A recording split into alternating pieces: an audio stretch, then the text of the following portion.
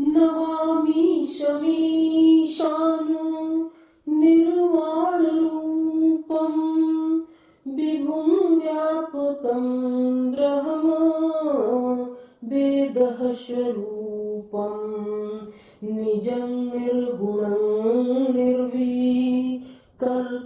निरीहं चिदाकाशमाकाशवासं भजेऽहं निराकारमोङ्कार मूलं तुरीयं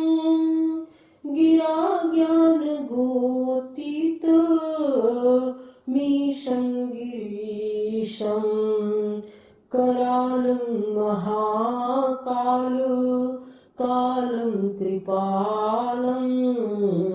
गुणागार संसार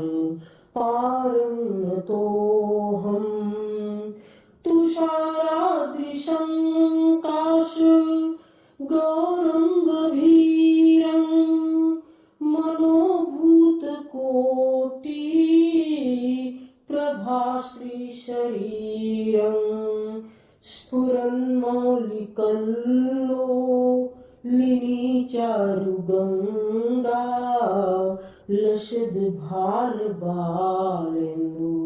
कण्ठे भुजङ्गा चलत्कुण्डलं भ्रो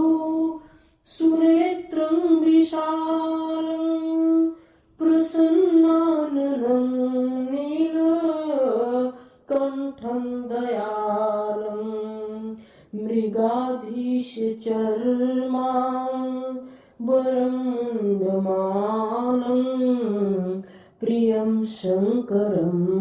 सर्वनाथं भजामि प्रचण्डं प्रकृष्टं प्रगल्भं परेशम् अखण्डं अजं भानुकोटिप्रकाशं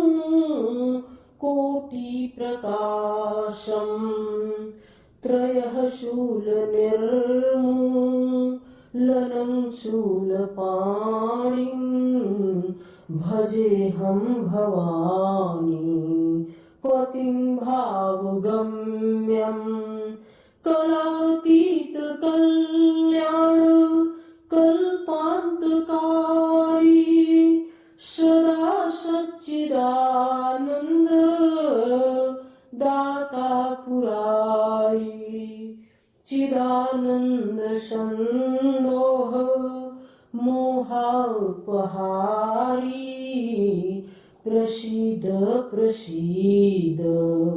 प्रभो मन्मथारी नयावद् उमानाथ पादारविन्दं भजन्ति लोके परिवानराणां न तावद् सुखं शान्ति सन्तापनाशं प्रसीद प्रभो सर्वभूतादिवास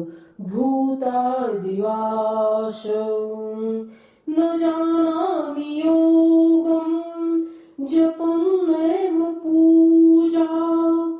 नतोऽहं सदा सर्वदा शम्भुतुभ्यं जराजन्म दुःखोघ तातप्यमानं प्रभो पाहियापन् नमाशीष शम्भो प्रभो पाहियापन्